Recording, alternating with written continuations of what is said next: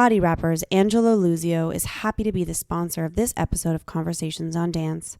Body Wrappers Angelo Luzio is known for its fine, total stretch tights and Angelo Luzio shoes, and has Tyler Peck, principal dancer with the New York City Ballet, as its spokesperson and designer for the Tyler Peck Designs for Premiere.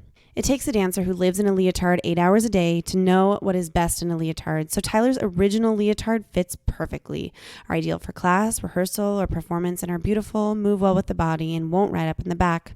September means back to school and dance classes. Body Wrappers makes additional apparel for all types of dance that include ballet, jazz, modern, lyrical, hip-hop, tap, team, liturgical, performance wear for competition and recital, as well as Angelo Luzio shoes.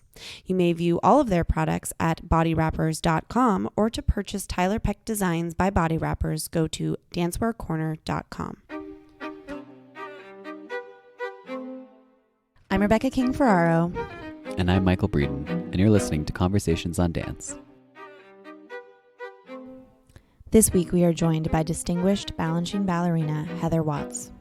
Immediately noticed for her stunning physicality and the individuality of her interpretations, Watts was one of the last ballerinas to inspire Balanchine, having roles created on her in ballets like Walpurgisnacht, and danced many of his existing masterpieces such as Concerto Barocco Symphony in C and Theme and Variations. She has devoted her life after the stage to keeping Balanchine's works alive, whether it's giving lectures on the way Balanchine's worlds related to art and world events at the time of their creation, or coaching her roles for the many artists of the Vail Dance Festival. In 2012, Watts was awarded an honorary doctorate from Hunter College. She is married to former New York City Ballet principal dancer Damian Woetzel. Today we talk with Heather about her early career, how she caught Balanchine's eye, the way his death impacted her life, and why coaching his ballets and influencing the next generation is so important to her. Thank you so much, Heather, for joining us today, especially since you and I are both under the weather. So we're really over the weather.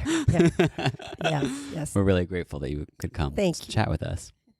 So we thought we'd just start at the beginning of everything, which is when you first became aware of Balanchine and the School of American Ballet. What was your draw to that? Well, I have a funny background because I started what you might consider relatively late. I was, I think, 10 or 11, and shortly thereafter, the New York City Ballet came to Los Angeles, and I went to ballet in a little strip mall. I had a very respected teacher, it turns out, but that just happened to be in my community, Sheila Roseanne, who is still teaching today in Taos, I believe. Anyway, so I went to the audition for the Midsummer Night's Dream, and I was chosen to be a big bug, and it was all terribly exciting, except, my parents really weren't hadn't signed on for this. I was just taking ballet in a strip mall. Next thing they know, I'm like in a station wagon and rehearsals down at the Greek Theater. It was all very exciting. And it was an amazing cast, I must say. It was Eddie as Oberon, and the very young Suzanne Farrell as Titania, and Arthur Mitchell as Puck, and Suki Shore as the lead butterfly. And she wore blue point shoes, which I just... Suzanne had diamond earrings and Suki had blue point shoes. And, Eddie was so famous and so glamorous, and it was just, and he was so good. Oh my God. Even though I was only like 11 years old, and Suzanne was maybe 18 or 19, and she was so lush. And when she would look at us and invite us up, I was just like, oh, wow. So this is in the 60s, right? This is a long time ago. And at that time, the New York City Ballet, this is all hindsight, Balanchine had been given a very, very large grant by the School of America, by the Ford Foundation, which he used in three ways. He used it to sort of colonize dance in America by going around looking at the local schools and inviting those students that they found to attend the School of American Ballet in the summer, and by inviting the very gifted teachers they identified to come to New York and be, I call it brainwashed, indoctrinated, taught in a seminar. His motives, his MOs, and how he had, was in the process of altering technique as we knew it. I learned to do pirouettes from a bent back leg from my teacher. She came to New York and studied with Mr. Balanchine for a week, and when she came home, we were all turning with a straight back knee. All of those little technical things were, the way I held my hand was changed. Many things were changed. It wasn't so clear to me then because I was 11, you know. Also, we were given scholarships to continue studying when we were very young. So I had what was called an honorary scholarship to study in Los Angeles. So I fell in lock, stock, and barrel for Balanchine, for Midsummer. I saw some other ballets at the time from the top of the theater. My parents took me to see, I saw Serenade, and it was Mimi Paul doing the Dark Angel and doing the Arabesque Promenade. But I was seated so far away, or I was so imaginative. I thought that she did it by herself. So I worked on that really, really hard for a long time. And I pretty much taught myself how to scooch around on point without a boy. And then when I moved to New York and I saw there was a boy, I was like, oh, shoot. And so all that work for nothing. But it was so incredibly,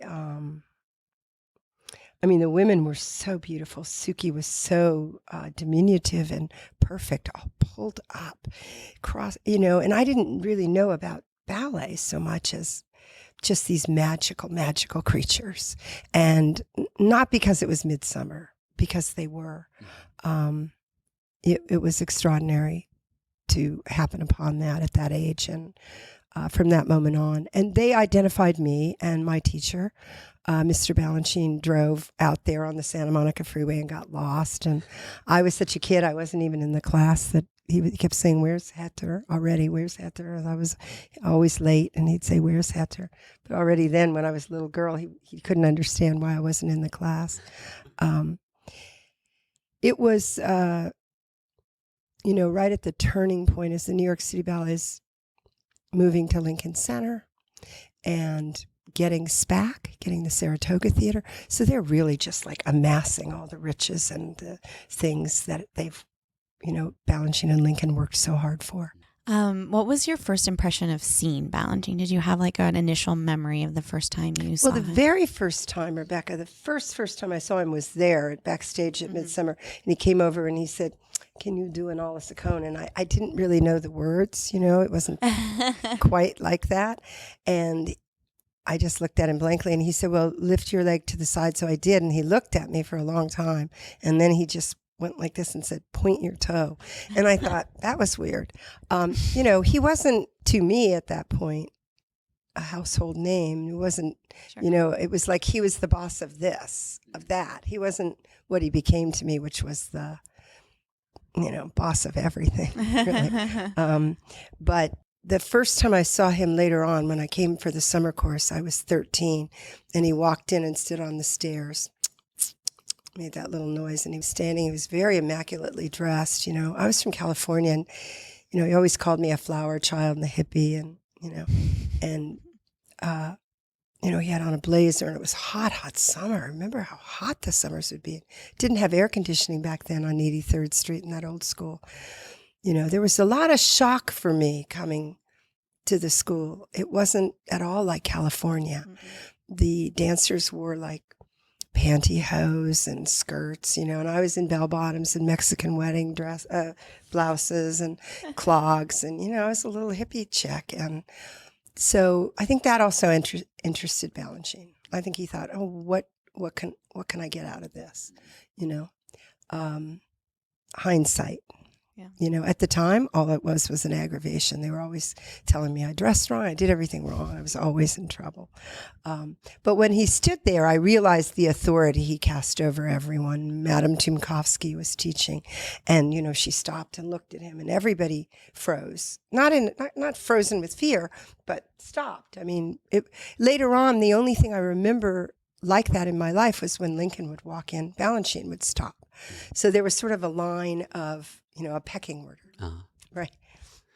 So As a student, were you aware that Balanchine had an interest in you? And at what point did he take you into the company? Well, it's a complex story that involves a kind of lack of discipline on my part. I got in trouble a lot. He was over there a lot.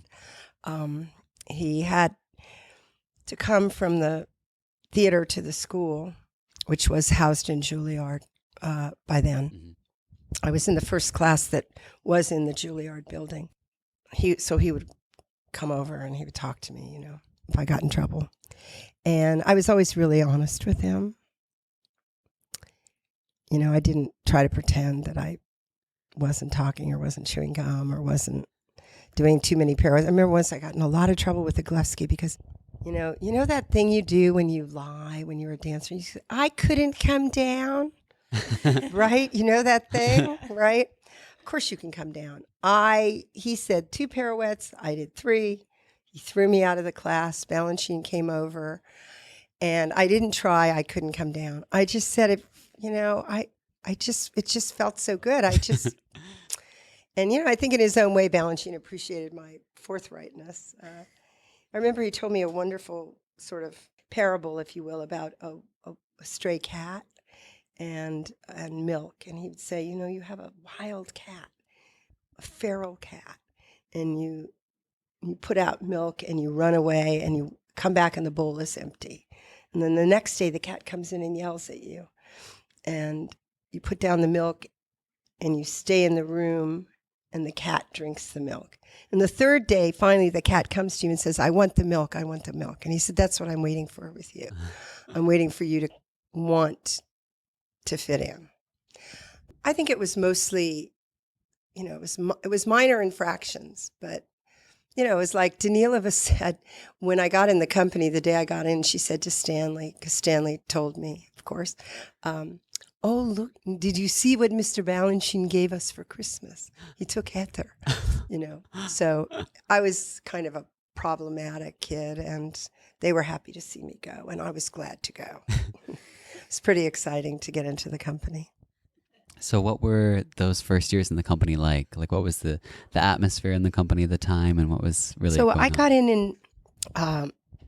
I got in the company Nutcracker by myself. I was in trouble. They were going to send me home. Balanchine said, well, if you can't teach her, I can. And he told me I wasn't going to dance. He said, you're not really ready, and you're not like everyone else, and I have to sort of protect you from the public. And none of that made sense to me. None of it. It was like he'd spoken like Latin to me. Because you were a teenager at the time, right? Yeah, I was 17 or 16, 17. Just turned 17. And I thought I was like everybody else.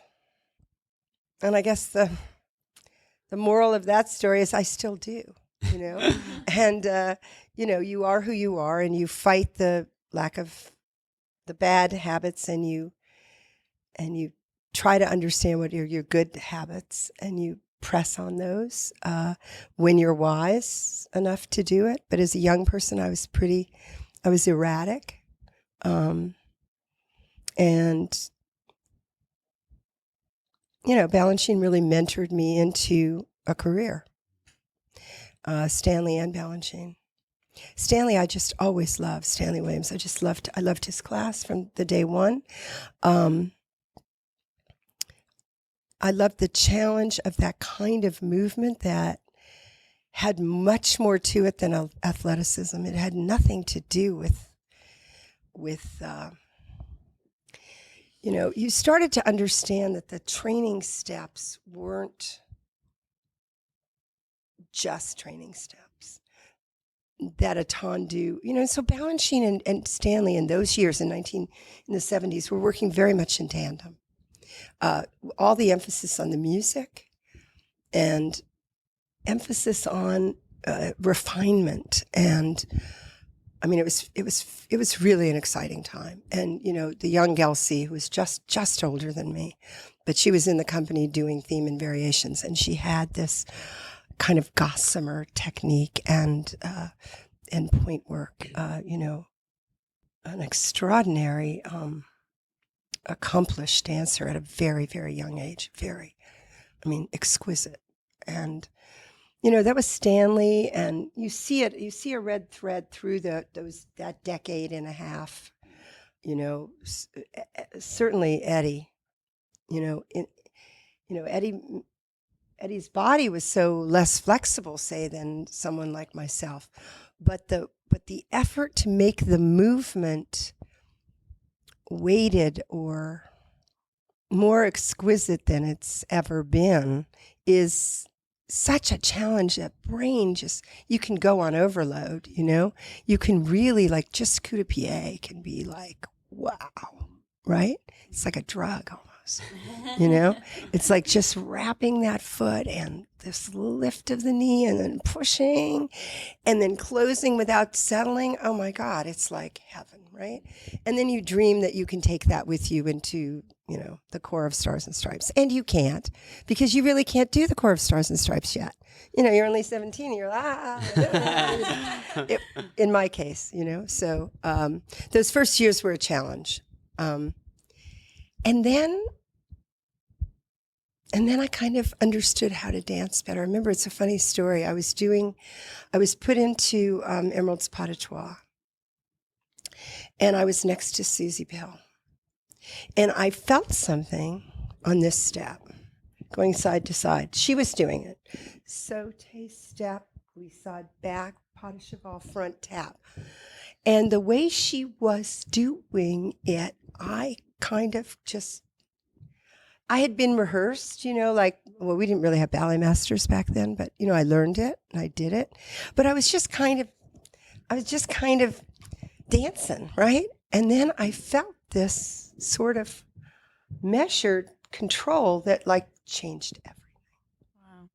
I love that story. And from there forward, things were different. I was a Vail, and I've probably been in the company already, I think, 4 years. It took me a long time. I was not a child prodigy by any means. It was always, oh, she's so talented, but. So I had a lot of challenges. I was physically, I could jump, but I was a little weak on point, and music was not my strong suit. And so that reassurance of what Susie showed, she was just dancing. She wasn't teaching. She was my girl. It was Ricky Weiss and Susie Pell and me. And I learned a lot. I wouldn't know this about you because you danced, with such distinguishment in Agon or Symphony in Three Movements, the most complicated scores. So when you say that, really intrigued me that you said musicality didn't come naturally to you. So well, it's a fascinating topic, and when you say that you're not musical and you're a Balanchine ballerina, people are like, oh, that's not possible, right? Yeah. So what I should say is that I didn't hear music exactly. I didn't react to music exactly in the same traditional way. And, Balanchine required me to get those tools. And then he let me really play around. He liked something about it tremendously. He used to say to me, like you do, dear, but only after I had learned. Mm-hmm. And, I had a lot of help learning. Judy Fugate helped me. Kira helped me. Bart Cook, who was one of my first big partner, he helped me. Jock Soto helped me. Peter helped me. Sean Lavery helped me. They helped me stay. I get lost in the music. Serenade, I'm a little lost. And I've certainly learned to find my way. But I had to acknowledge the weakness, so I still talk about it. I had to acknowledge I had a weakness, or I was just going to always be off the music, and it wasn't going to work for Balanchine. We couldn't be off the music, right? But he came to like, say, I remember in Symphony in Three Movements, I was really just right on top of that music. And he was like, no, dear, it's okay. Do how you do. He didn't mind that I would hang back a little if I knew what it was. Mm-hmm. It's that same old, you have to know, you have to sort of surrender to your devil, if you will, and then he liked me to add in, like in Dewdrop, he sometimes would have me do things in 5. He'd say, just go completely over. Don't listen, don't count, don't anything. Just because it would give it a sort of, a kind of like underwater quality instead of being athletic and hitting,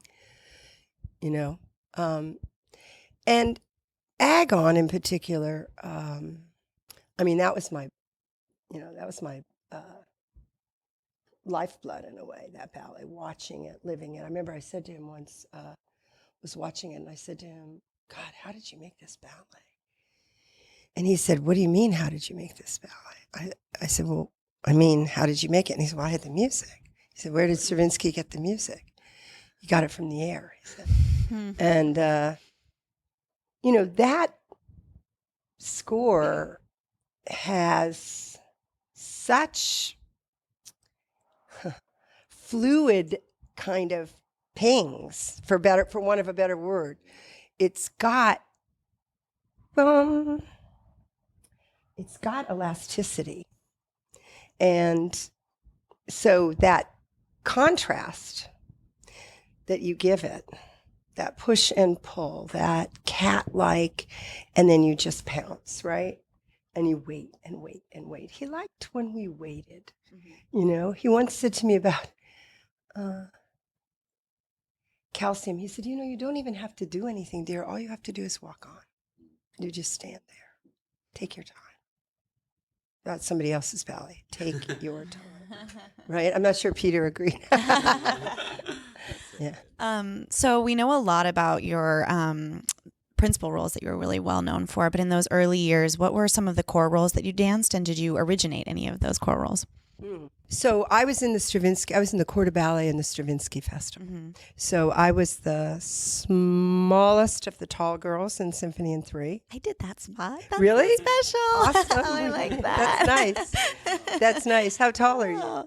I'm 5'4". Okay. So we're pretty short though. So I've moved up in recent years. Yeah, I'm 5 plus, okay. or whatever. And that was a fun day. He took us all one by one, and we didn't know what he was trying to do. It didn't occur immediately. He didn't say, okay, we're going to go from small to tall. He always started ballets like that. He kind of stalled, and he kind of played around with us, the young women in the company. He'd take one. I just saw something on Facebook the other day. Leslie Roy wrote. She said that when he started the last waltz in Vienna Waltzes, and I didn't remember this because I was in it too,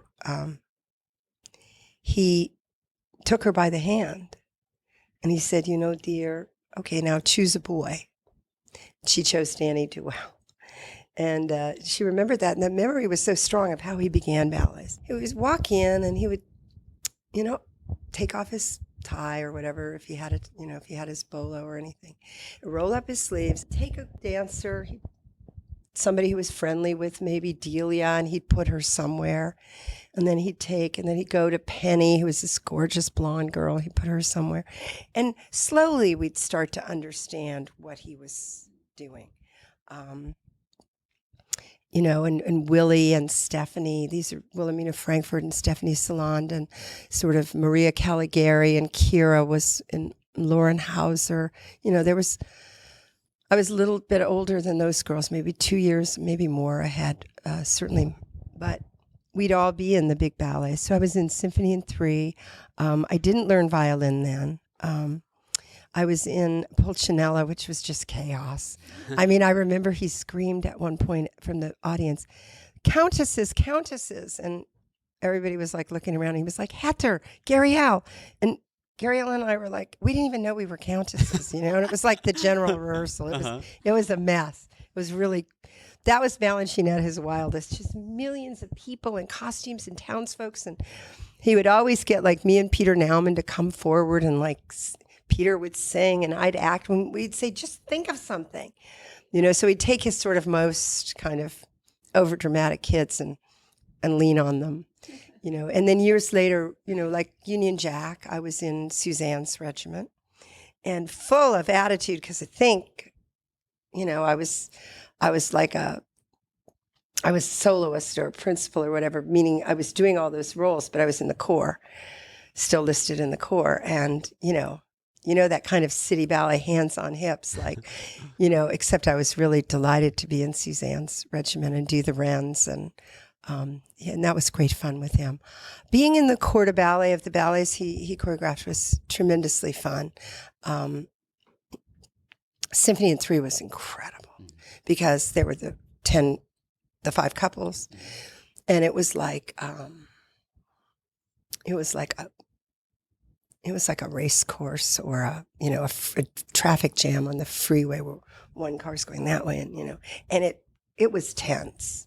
It was tense, but it was awesome, and I love that ballet to this day. It's one of our favorites to perform. Yeah, no, it's amazing, isn't it? We will return to Conversations on Dance after this word from our sponsor, Dancewear Corner.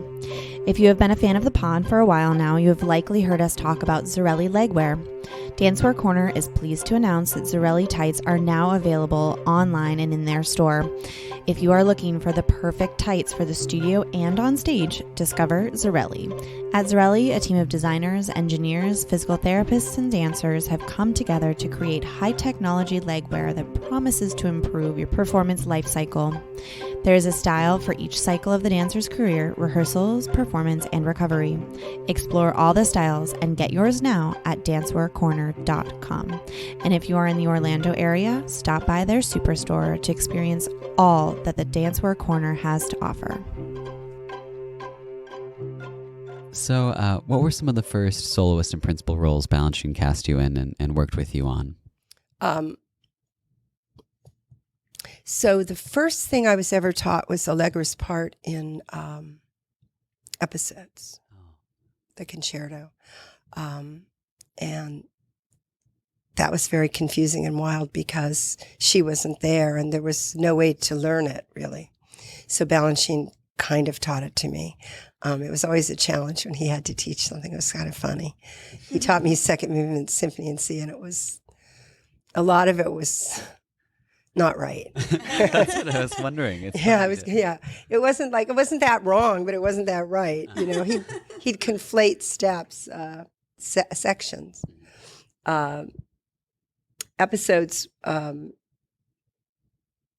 with Bart Cook, and Bart had been doing it with Allegra, and I was really intimidated and excited, and it felt really right. Allegra was a shero of mine. She was definitely a dancer that I was beyond enamored of. And, you have to remember in these years, also, it was a tense time. Suzanne had just left when I joined. And Balanchine made Who Cares right before I joined. And he had done Theme for Galsy right before I joined. And so when I came in, the next thing he did was Les Sylphides, Chopignana. And that was kind of crazy. And I wasn't in it, but I understudied it. Then the Stravinsky Festival. And then slowly in those years, I would get like a little, but they were always like big parts. I would get called to like second movement Symphony in C or episodes, or I would get called to learn Midsummer Divertissement Pas. But meanwhile, I was still getting yelled at in the corps. So, and Jerry was calling me to dances at a gathering and the cage and big roles, but I was barely hanging on in the corps. And it was a confusing time as a dancer. I wasn't quite strong enough to get those roles. Balanchine was great with me. I mean, he was endlessly patient and impatient. He would really yell at me. I never saw him yell at other dancers the way he did back then.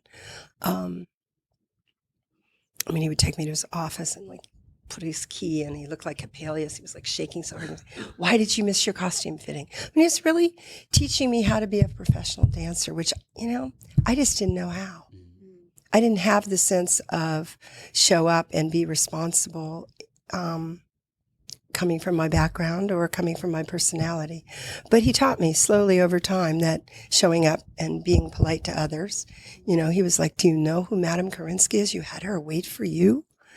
And that sticks. I remember it now, and I feel shame now. It wasn't just like, you're bad. He explained to me, that I had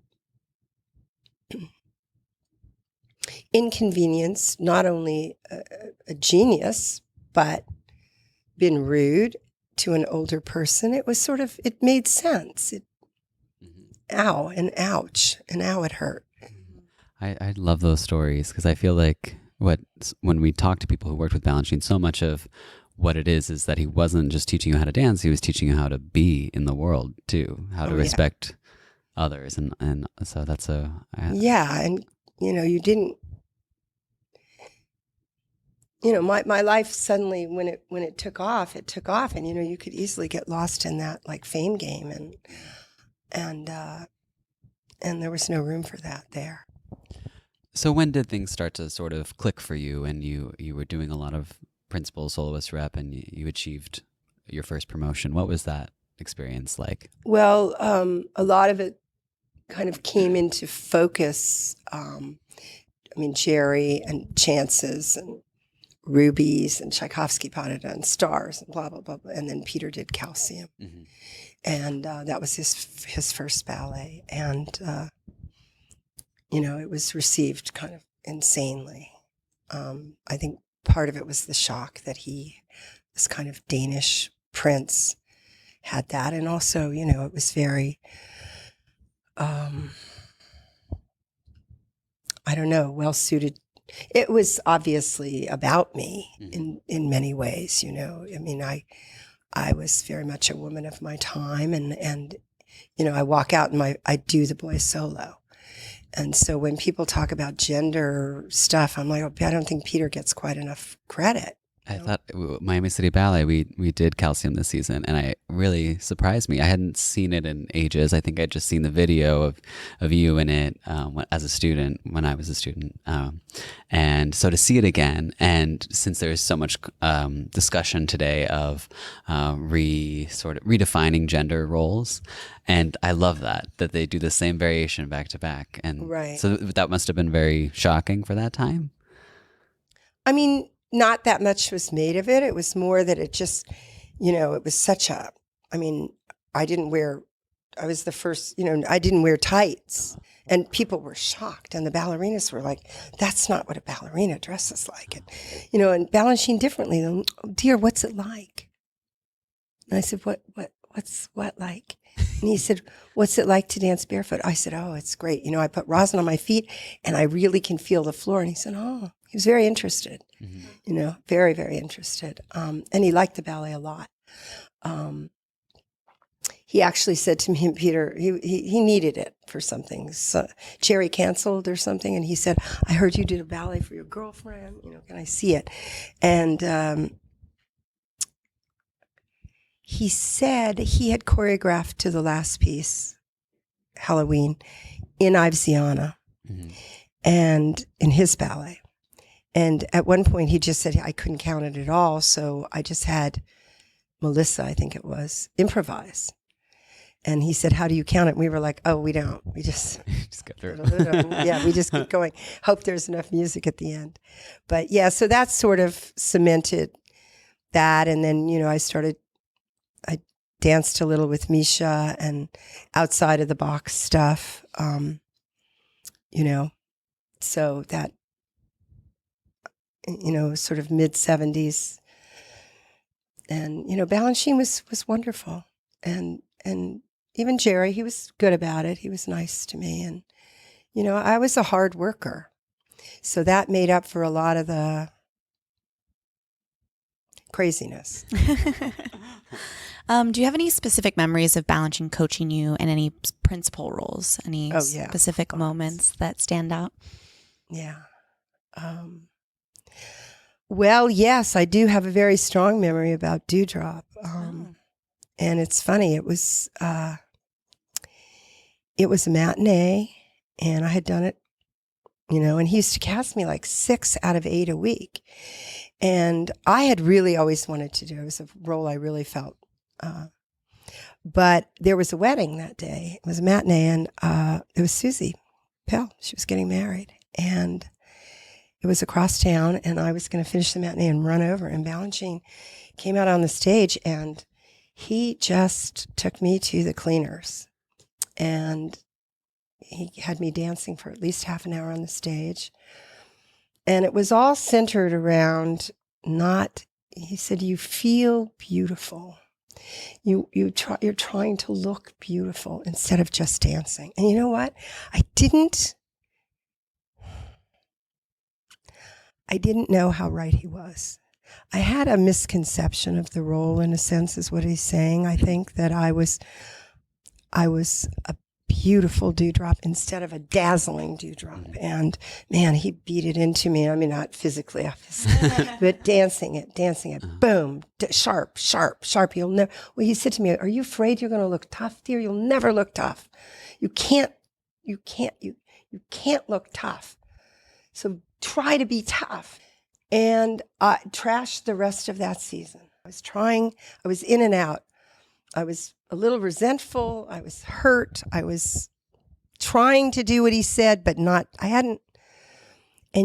But over time, I found, by the next year, I found a way to, sing my dewdrop, Mm-hmm.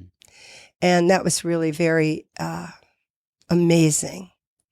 It was amazing because he saw right through me. I was trying to be pretty.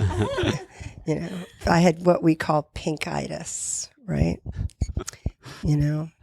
What Damian and Peter and the guys always call white tightitis. I had pink. I want to, pink. And that, that's something I try to help our young people with today. Mm-hmm. So you had developed this really close, beautiful, artistic relationship with Balanchine, but when you lost him in 1983 when he passed, how did that affect your career, and how did you sort of move on but maintain what you had with him as well? I didn't. I mean, that's kind of, I kept dancing, but again, hindsight. I taught about Balanchine's life and work at Harvard 10 years ago when Damian was there. And the class was 3 hours long. And at the end, Damian couldn't come until the end. He had a class. He was going to school, and I was teaching. And he'd walk in for the end of my class, and he said to me, "Do you realize that you say my real career when you talk about your time with Balanchine?" And I said, what do you mean? He said, when you talk about the time you were there with Balanchine, you say my real career. And the rest of it, if you mention anything at all, which is rare, you just say my career. And I guess that pretty much says it all, And I have some sorrow. I wouldn't say regrets. I have some sorrow that I didn't have the wisdom to just say, take a year off. I mean, it was excruciating for me, obviously, although I don't think it was perceived that way. There was this whole perception that my boyfriend was taking over the company and this would be so good for me, which is about the most cuckoo thing I've ever heard since my mentor died. Right. And Peter was pretty... traumatized is the wrong word, but I mean, he was shaken to his core. He lost Balanchine too. So it wasn't like we were these two happy campers who were like, oh, good, Balanchine's dead. You go there and I'll do this. Mm-hmm. And I certainly didn't amass anything I hadn't already had. I just had it without the thing that mattered the most to me. And, I think we were all traumatized. And I mean, I look at this from a completely objective kind of stand back way now. And I think about, say, Wendy and Damian arriving to this mess where everybody's off in a corner grappling. And, a lot of blame was sort of addressed to certainly Peter and secondarily to me. And there was a lot more press available then. There were many outlets and specialty magazines and places to write, and there were a lot of broken-hearted critics, and every indication that the company was going to move forward was painful to them, and they were really hideous. I mean, the kind of hideous you kind of can't imagine to Peter, and again, secondarily to me. A lot of people acted like I hadn't been a ballerina under Balanchine, and that was so painful then. I can't imagine why I listened to it now. I mean, now I would just laugh in their face, but, there wasn't any comfort for me. Peter certainly couldn't comfort me. I mean, how could he? He tried, and I couldn't comfort him. He was stronger than me. Thank God.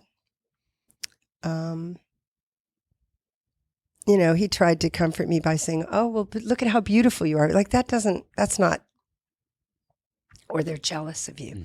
It was more than that. Everybody was hurt. And I started to fall apart. So there was some truth, and then it became a self-fulfilling prophecy, I think. I kind of let myself just go. And so some sorrow over it, but you know what? Life is short. I don't think about it anymore. Do you think that your partnership with Jock helped you get through some of those difficult times? Yeah, in some ways, but it was also a way to hide. It was, Jock was a spectacular partner. Incredible, actually. And such a beautiful presence on the stage. Spectacular. What a story, too, because there's nothing traditional about Jock as a male dancer. Not his feet, not his legs, not his face, not his profile, and just singularly spectacular. Those were kind of rebellious years in a way. I think the whole dance field was suffering without Balanchine, and without Ashton, and without Macmillan, and without Granco. I think it was very, very hard for us who were there. I mean, Kira and I were just coming of the age where possibly we would have done much more work with him. But I think it was equally hard for those that weren't there, who had been there. It was sort of unimaginable to be, Diana Adams or Eddie Villela and not be there. He just sort of wasn't there anymore. Like, we kind of got to know.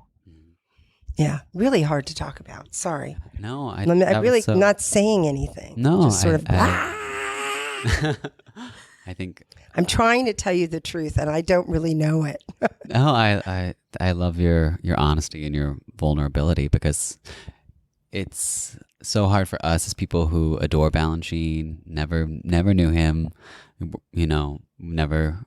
It wasn't even a possibility. I was born 4 years after he died. So, right. But that's always this idea of this man is what kind of drives us, even though we'll never know him. But if you had known him and had that taken away, that's just a different story. That's something you can't. It's taken us a long time as a community to come back to the sense, everybody always says, "Oh, Balanchine would change things for you," right? But that's actually not really accurate. It's not like he would change things for you. It's like he'd been thinking about it for a long time and he wanted to change it, or you couldn't do it. And he'd say, "Well, I remember in Raimonda, I couldn't do those dun dun dun. I couldn't do it, and so I did it in 4." And he said, "Well, no. What else you got, dear?"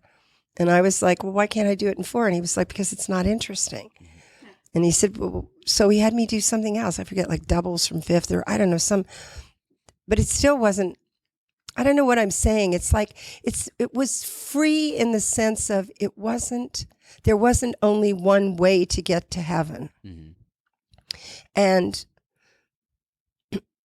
if you're Damian and Wendy and you walk into that environment where we're all desperately clinging on to what he said to me, and Patty to her, and that one, and so it's like all fractured, right? And it all matters, like on a level that's just like insane. And yes, it does matter. That information matters, but it didn't really matter who he said it to. Mm-hmm. And the order is so confusing because if you were a young ballerina principal or on the younger side, the older ones didn't really take you seriously. You're not a real ballet, but you are. You're dancing everything. You're dancing 4 times a night. Mm-hmm. So, like, what's a real ballerina starts to flit through your mind. Your relationship to the repertoire and how he approaches you with that is very individual. He would correct me right on the stage in front of everybody.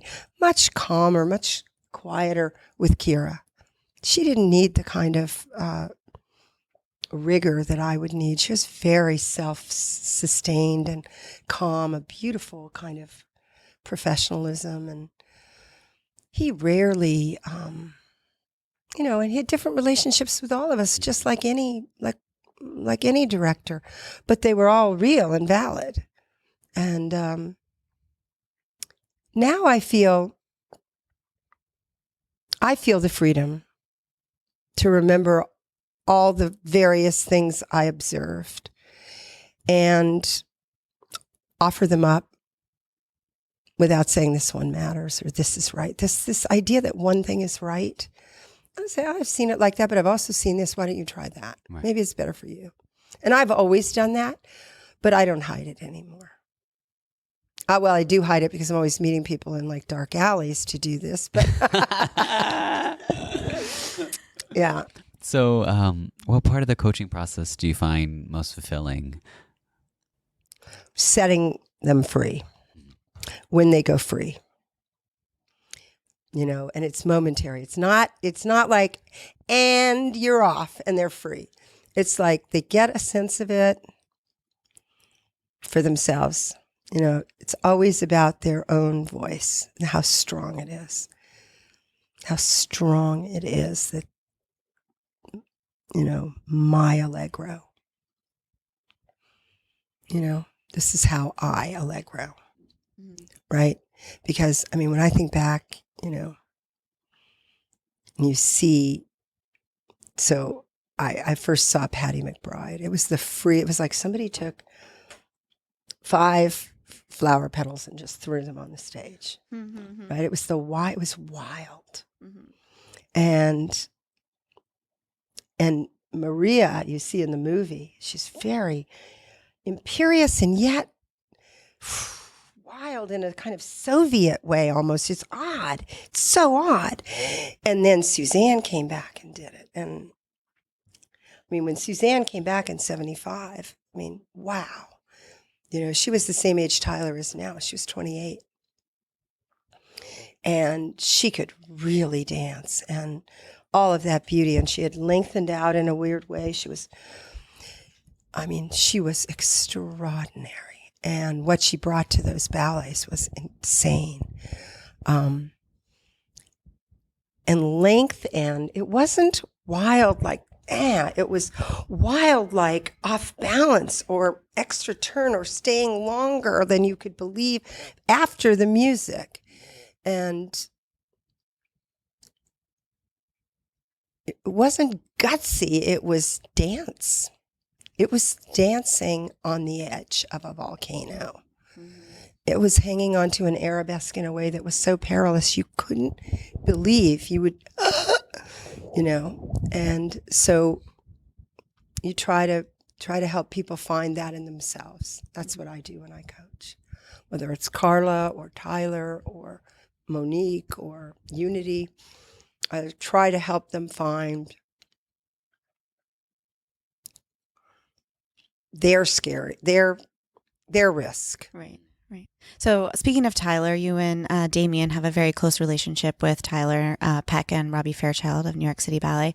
What is it about these two that has really drawn you to them and feel like you want to take them under your wing?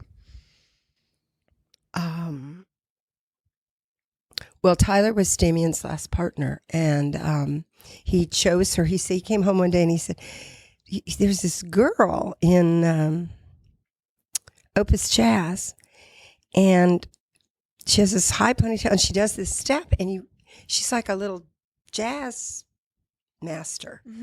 And so I asked a friend, what's her name? And I said, oh, it's the girl from Broadway. It's the Broadway girl. And Damian said, what do you mean? And I said, well, I saw her in the workshop do my old part in Union Jack. And I called up a friend and said, who is that? And he said, oh, she's the one from, what's this musical she was in? She did Music Man. Thank you. Yeah. Oh my God, senior moment. Yeah, she was in the Stroman Music Man. And so we both had identified her in those kind of roles. And then Damian needed a partner for Carousel, and he asked Chris to do it with Tyler. She was like 15, I think. And we were over at and so Damian felt like it was the end of his career, and he wanted to help her. Chris wasn't here. There wasn't it. And so I came in and would go over to the school and rehearse with them at the Rose Building. And I mean, she's just so talented. Yeah. She was just so talented. Mm-hmm. And we had a lot of fun. And then she got hurt. She hurt her back rehearsing. And I remember I wrote her something. She had a stress fracture in her back, and it was very scary because she was so young. She went home to Bakersfield for 6 months, and I wrote to her when she came back. I said, keep your spirits up and your arabesque down. And so that sort of became our, she's sort of Damian's daughter / we're family. Mm-hmm. And she brought us Robbie. Not that we hadn't noticed. What I have had particularly noticed, because I remember I was at school with Tyler Peck, and she was this like whiz kid, virtuoso, technique out the wazoo. But then I knew that you guys had been working with her, and I hadn't seen her perform for a few years. But the ballerina, the perfume, the essence of what makes something really beautiful, that kind of came in. Do you feel like, did you always know that was a side of her? Was that something you helped to draw out, that she could be elegant? We've talked about, it's been a decade of talking about various aspects. Boy, like me, she can veer over into being too sweet, which is not the same thing as lyrical. Mm-hmm. And there was a hard moment some years back when I really said, and tears come to the eyes, and there's hard moments in this process. And there's just so much. She is so gifted and so. Yeah, I always knew Tyler had a great lyrical dancer in her. Yeah, I did. Yeah, always. But knowing how to adjudicate it, knowing how to use it, knowing, when you're the thing that I can't understand is when you're that good, how do you look spontaneous? And she just did some allegros that just killed me. And they were they did look spontaneous. Still, she straightens up and flies right sometimes. And you wonder, we tease her. But wow, what a capacity for dance. Holy Toledo, right? I love that you brought that up, because it made me think of this moment where Meryl was coaching Tyler in Ballet Imperial for the Balanchine Foundation. And that opening is one of the trickiest openings you can have in a Balanchine ballet. And Tyler was too good at it. Like Meryl had to keep trying to get her to not ace those turns in such an easy way. Right. I mean, you have to stop on a dime, but yeah, it was the first time maybe anyone's ever said those things to someone. That part had always presented such a challenge to people, but now she can just do it in her sleep, kind of. Well, Balanchine said, it's all going to be different in 50 years. And I thought, no, 100 maybe. And he was right. I mean, Tyler can just do it. And in that, it can lose some of the thrill. And we don't want that for her. No, yeah. So in 2012, you received your doctorate of fine arts from Hunter College. Honorary. Honorary. I didn't go to school. I didn't say that. I was wrong. I'm wrong. Well, it's okay, sweetheart. I didn't go to school. We'll skip that question then. But no, I'll tell you. Tell me all about It's it. the road not traveled. Don't be sad. No, so Damian genuinely wanted to go to school, and I genuinely wanted to live at Harvard. Two different things, right? I embraced those kids. They're some of my closest. Claudia Schreier was one of my students. She was just a fellow here. Kate Penner works with us in Vail. I still have kids. Katie Kachiki, dance photographer. I still have kids from that first class. So it turns out that what I really love is young people and being with them. And so education itself, getting an honorary doctorate from Hunter was like so much icing on the cake. For me, it was the perfect school. It represented so much that I believe in, which is education for everybody. It's a commuter school where people work so hard. They'll graduate. They'll have people at the graduation. It's like, oh my God, this guy was a drug dealer, and then he was in prison for 20 years, and then he's worked as a janitor for 12 years, and he's finally getting his BA. And you're like, oh my God, it's what I believe in. And Damian did walk the walk. He went and educated himself. I, on the other hand, just indulge in all the merch and all the fun and all the kids and teaching. I love to teach. Mm-hmm. So in addition to all the coaching you do, you've done numerous lectures and seminars on Balanchine, including teaching academic classes on his life and work at Harvard University. How did these endeavors come about, and why do you feel like they're important in preserving Balanchine's legacy? Wow, you guys work hard for this. You're not winging it. Okay, so I'll just tell the story quick. So when Damian was at Harvard, they had asked him.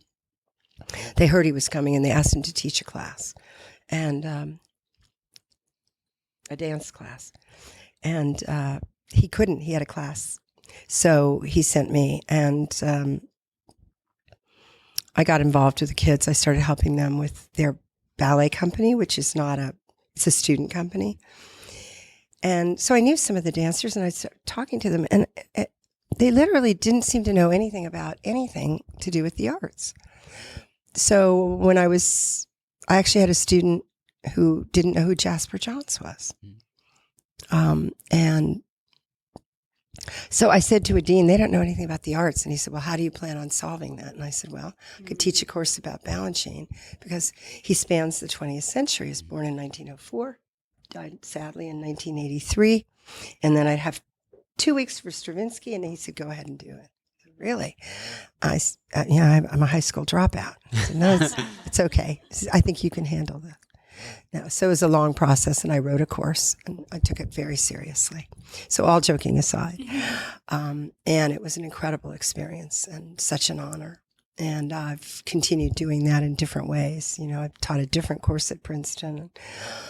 But now I like for young people especially to understand that Balanchine didn't get it all at once. A lot of young people, certainly college-age people, feel like if they haven't already written the code for, a website, they're losers. And, Balanchine got here in 1933, and he did not get the company for 15 years, and he got knocked down and got back up and knocked down. And while he was being knocked down on the company dream, he was making Barocco and the Four Temperaments ultimately. But and he got fired from the Met. He used to carry that in his wallet, this little piece of paper. He loved to take it out of his wallet and show it to you. See, I was fired. You have to remember Balanchine was a rebel, So I always forget about that because he was such an authority. I met him when he was my age. He was in his 60s. And But he was a rebel, and so you don't grow out of being a rebel. He still thought he was a rebel, So when dancers would say, "Oh, I like the old way better," he'd say, "Well, it's my ballet." He was very, he had led change, and he'd had to fight. People said that's not good ballet, but they said it's soulless. They said a lot of really bad things about him and his work, and he stood up to it, and he felt comfortable in the role of pushing back. Mm-hmm. So with such a prestigious career and so much to give, what is next for you? More of the same. It's good. Lucky for everyone. What a sweet question. I keep thinking of some kind of a less complicated, not a TED Talk, nothing like that. Like something educational for young people who might bump into it. I mean, Jacques Soto saw Edward Villella on the Ed Sullivan Show, and that's how come he danced. Yeah. I mean, there's there's the tipping point of, and then he went to Isabel Brown's school in Arizona, and that had a pipeline for. And they gave him a scholarship, and then he got a scholarship to the School of American Ballet. So there's a lot of pipeline, he could have fallen to the wayside many ways. But how are we attracting young people today if they don't already know about it? Mm-hmm. So I don't have an answer, but I do think about some sort of an online presence that could intrigue. I mean, I think when you look at the influence of, everybody knows who Little Buck is now. Everybody knows who he is, and that's the online presence. So I don't know. I'd like to think I could. I think I don't think it'll be me, but I'd love to think that the respect for Balanchine, the love of all that the art form gave so many of us, and that it links us, that we share it, but that we're not precious about it. Right. Yeah. I mean, I love that you guys are so self-starting and enthusiastic, and I wish you the best of luck. And I think you are the ones who'll do the what we were talking about. Yeah. I was just going to say you should start a podcast because this has been great. So this brings us to this very quick ending to our interview. We do a lightning round with all of our guests. So it's not tricky. We just ask you one question and you'll give us the first thing that comes to mind. Okay. Favorite onstage moment? Mine? Oh God, I can't think. I guess Concerto Barocco. Mm-hmm. What is the role that got away? Chicago. Oh, I know I did Chicago. But it still got away from me. Is that okay? It was too late for me. Yeah. If you could come back and dance tomorrow and you only had one ballet to dance, what would it be? I think I'd share the entrances in Dewdrop with Tyler. What ballet created after you retired would you most like to have danced? Oh, wow. I guess I would have done After the Rain, but Wendy was so amazing. So Wendell, I don't want your role, Wendell. You can share it. And lastly, what is your favorite correction to give? Pinkies. Oh. I find if you put your pinky out, if your hand is like really not, everything feels, you can feel your feet better. Oh. Yeah. Try it. See if it works. Let me know. Thank you guys so much. Thank you so much. Congratulations on what you've done. I'm so proud of you. Thanks so much.